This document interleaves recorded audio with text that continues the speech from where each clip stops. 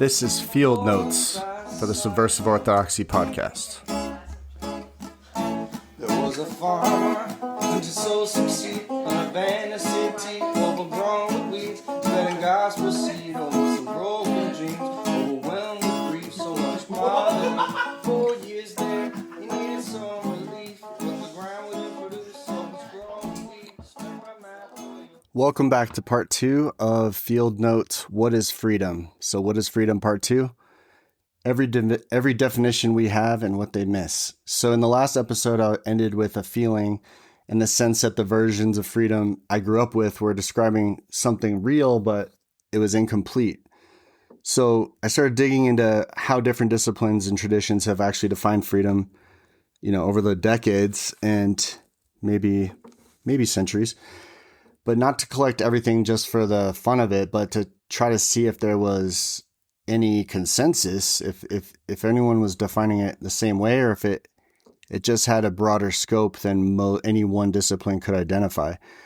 That's what I was trying to figure out. So it made me realize that usually we do not think too deeply about our words. We just kind of assume we know what we're talking about, and that's where a lot of disagreements happen because people don't think the same thing when they hear a word. So sometimes words need to be revisited and redefined and re-upped on how we understand them. So we just kind of inherit definitions sometimes or absorb it from context. And then we spend our lives using the word without ever asking, what does this word mean? So freedom is definitely probably one of the biggest ones that we use, and we could mean 4 or 5 different things with it. So the most influential definition in the Western political tradition comes from Isaiah Berlin, a 20th century philosopher who distinguished between 2 kinds of liberty. He first called negative liberty, which is simply the absence of interference. And that means nobody's stopping you, nobody's telling you what to do. You can speak, move, believe, and choose without obstruction. So this is a definition that underlies most modern democratic thinking and most American political instinct. It's about clearing the space around a person so they can operate without being impeded. The second kind Berlin called positive liberty, which is the ability to actually govern yourself, to be the author of your own life rather than simply the recipient of someone else's permission. So Jean-Jacques Rousseau was working in this territory when he wrote that obedience to a law which we prescribe to ourselves is freedom. This version opens up harder questions because self-governance requires a self that is actually capable of governing. And that raises the question of formation, which, what kind of people are governing themselves, because there's definitely plenty of evil and wicked people in our world have done terrible things throughout history. So, which negative liberty never quite gets to it. This made me think about how most political arguments about freedom are actually arguments between these 2 versions. Either side naming it, either it's make sure nothing is impeding or make sure you're actually able to just govern yourself. One side focuses on clearing obstacles and the other side focuses on creating conditions for self-determination. You hear both in the American concept of freedom for sure. Both are describing something real, something we need to some degree, but they're both they're kind of talking past each other and answering different questions. Psychology has some definitions that have been somewhat I don't know what the word is, become consensus. Psychology approaches freedom from a completely different angle. Carl Rogers, one of the founders of humanistic psychology, described freedom as something that emerges from the process of becoming a person. So that's definitely very different than the first definitions. For him, freedom was tied to integration and self-awareness.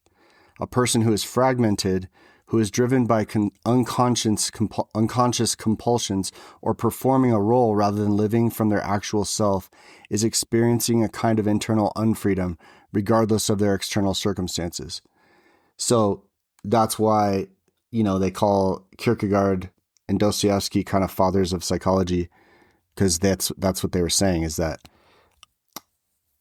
most people are unconsciously and compulsively performing a role and they don't even know who they actually are, who their actual self is. So that's kind of a psychology perspective. Viktor Frankl pressed this further in a direction that is very powerful. He survived Nazi concentration camps and came out on the other side, having discovered something that seems almost like a paradox. He wrote that everything can be taken from a person, and this is kind of that deeper freedom I was looking for. He wrote that everything can be taken from a person except the ability to choose one's own attitude toward a given set of circumstances. That's what freedom is. He was describing interior freedom that persists even under conditions of extreme external constraint. The last human freedom, he called it. The freedom to choose how you respond to what happens to you. That was starting to get to the itch that I was looking for. Like, what is that? That's not really what we talk about with American freedom at all. It's very different. So this makes me think of how it inverts the usual assumption. We tend to think of freedom as something that expands when external constraints are removed. And Frankl is describing something that can be fully present even when external constraints are total. Like if you're totally constrained in a Nazi concentration camp, that you still have freedom. And that's a very different kind of freedom, and it points somewhere very important. B.F. Skinner was a behaviorist. He would have pushed back hard on all of this. His view was that human behavior is largely shaped by conditioning, environment, and reinforcement. So we're kind of like programmed what to think about freedom. The idea of a free inner self making genuine choices was, for him, more or less an illusion. We are products of our environment, so totally determined by our environment and our history.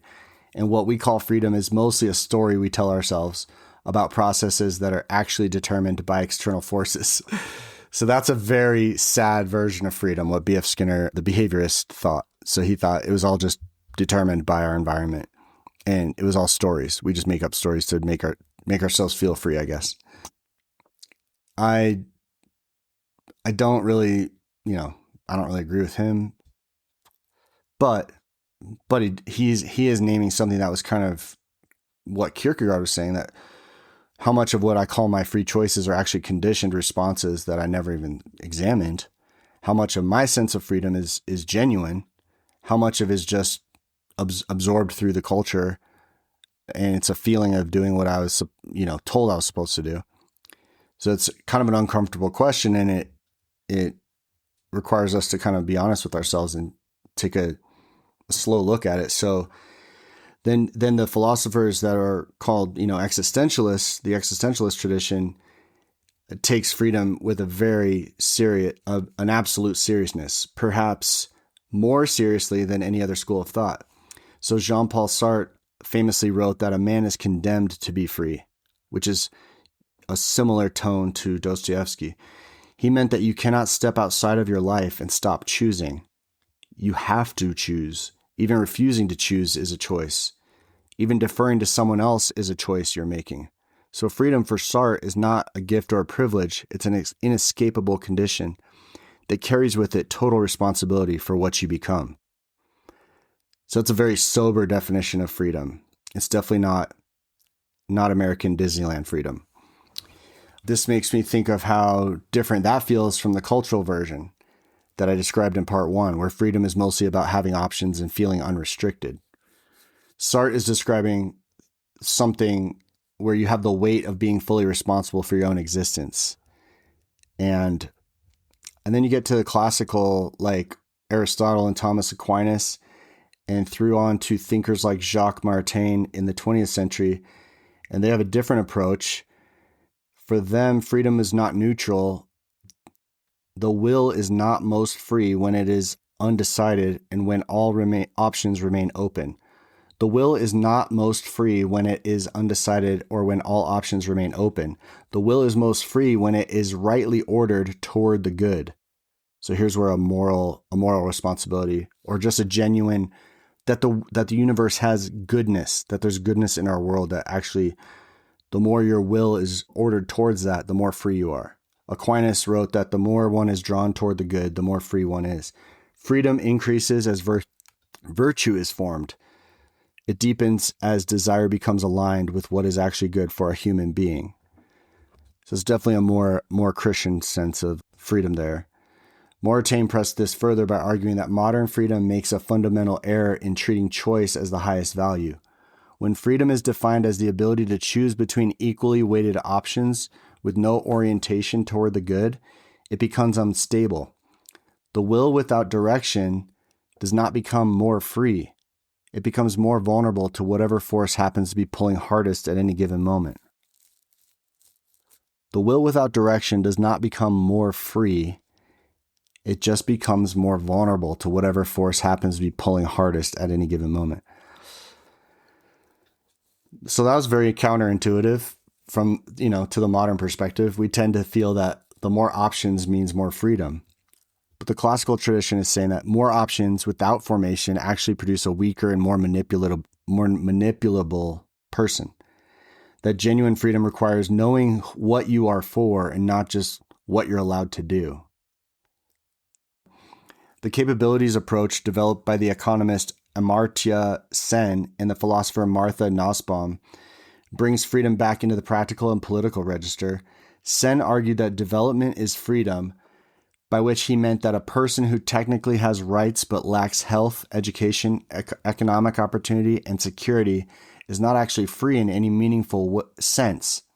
Freedom is not just about what you are permitted to do, it is about what you are actually able to do and be.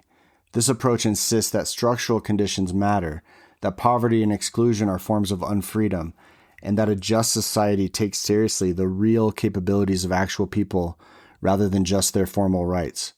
So this is where you have roots that would inform kind of the Democratic Party sort of sense of freedom, where it's like, no, these people are not free if they have no health care. These people are not free if they have no education, good education.